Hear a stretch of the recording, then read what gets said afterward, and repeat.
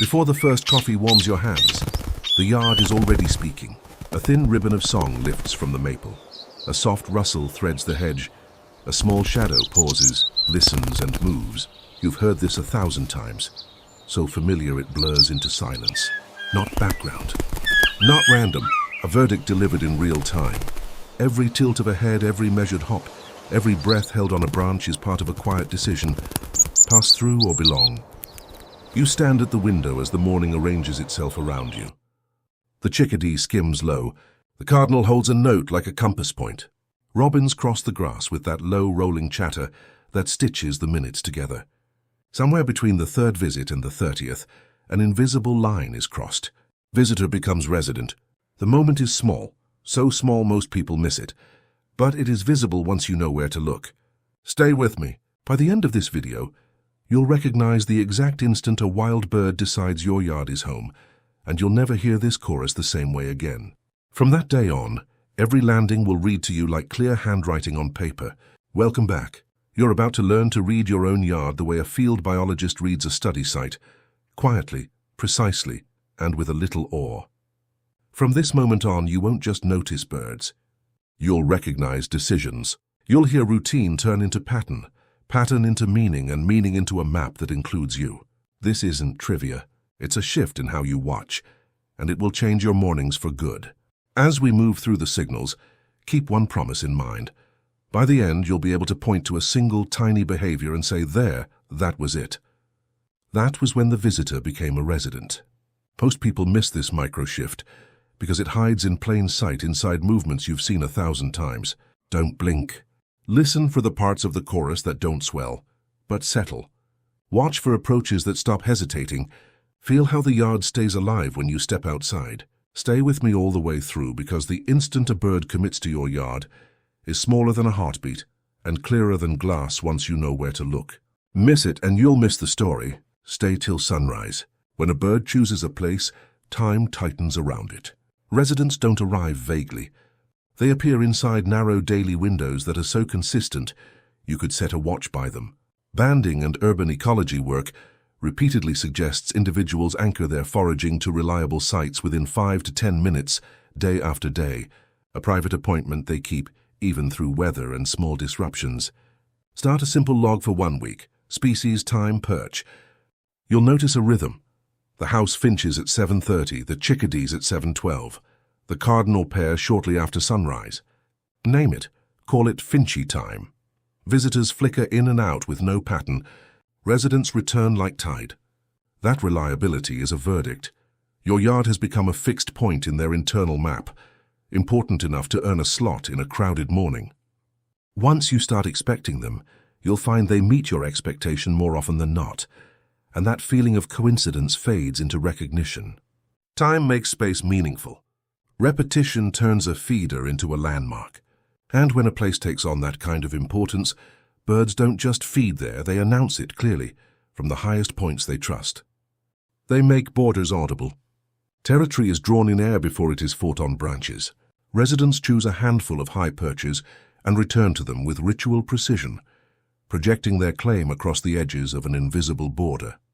Territorial song research shows that established males favor the same 3 to 5 lookouts for weeks, even seasons, because those points carry sound cleanly and offer sweeping sightlines for rivals and threats. Stand in your doorway at first light and look up. Is it the same maple limb, the same chimney cap, the same wire where the cardinal or mockingbird begins? Mark it on a simple sketch.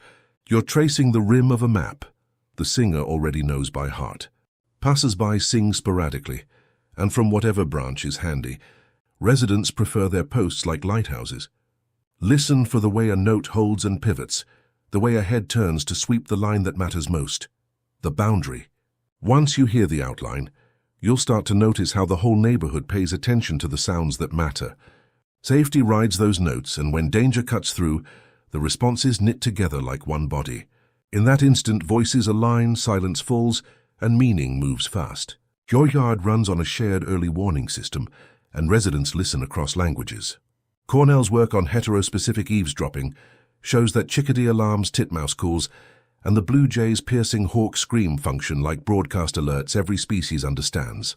When the jay cuts the sky with that descending cry, count 2 seconds. The sparrows stop. The finches pin to cover. Even the bold ones hold. Information moves faster than wings.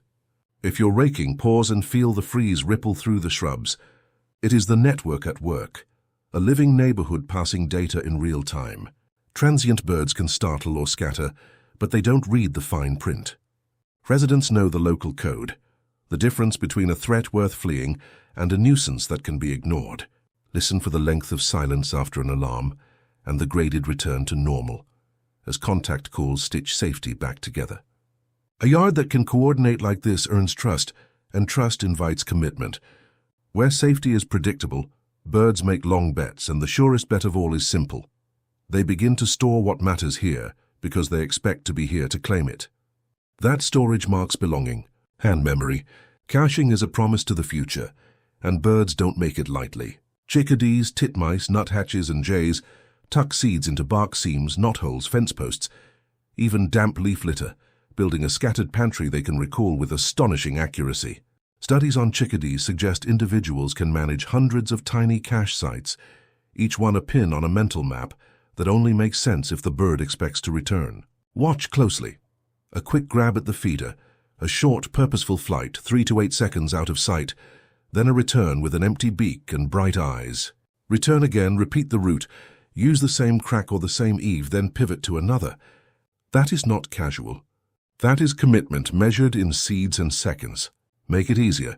Leave some rough bark, a few small logs, a quiet corner of leaf litter. You'll see the behavior flower. And because investment breeds familiarity, familiarity softens caution. A yard that holds a bird's stored food becomes part of that bird's identity. And when place feels certain, the next calculation arrives quietly. How to move with confidence near the human who tends it. Trust begins to take visible shape. Residents don't just know the place.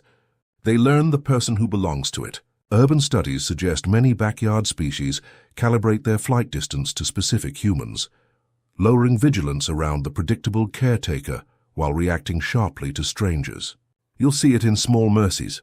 A chickadee that keeps feeding when you step outside, a nuthatch that continues working the oak as your footsteps pass, a cardinal that lands on the fence the moment your back door clicks. They are not tame. They are specific. Your walk, your voice, the rhythm of seed scooped into a cup, the hinge that squeaks the same way, these become part of the territory file they carry. Try an easy test. Invite a friend into the yard and stand still. Watch how quickly the flock thins, then reforms when the visitor leaves and your routine returns. Recognition isn't sentiment. It's strategy. Predictable humans shrink risk. And when risk shrinks, parents begin to weigh a question that decides everything about what happens next. If this place and this person hold steady, is it safe enough to bring the most vulnerable creatures they will ever protect? That answer, once yes, changes how your yard is used.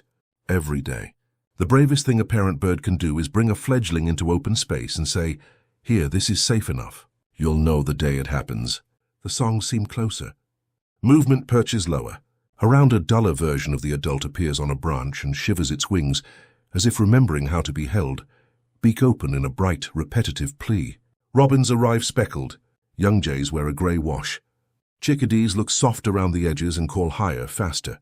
Parents shuttle food, then pause to scan, then guide the awkward leap to the next shadow, building a map their young can carry. Visitors won't risk young in unknown geometry. Residents will. To make those moments easier, keep one thicket untrimmed and water nearby and let the quiet hold while they learn. When you see that first escorted landing, you're standing on ground that has passed every test they can run. All that remains is the smallest tell of all. The instant caution loosens its grip, and movement draws a straight line where yesterday it traced 3 cautious arcs. Watch a head turn once, not thrice. Watch feet choose the perch without rehearsal. That is the decision arriving. Newcomers approach like careful mathematicians. Perch, pause, measure. You'll see the eyes flick, the head sweep left, right, up, down, the body shift to rehearse an angle, then a test hop, then another, then finally a landing.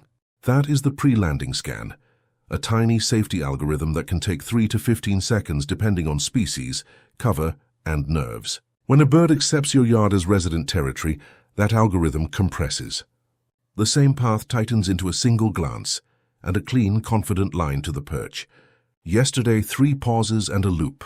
Today, 1 approach, no rehearsal. It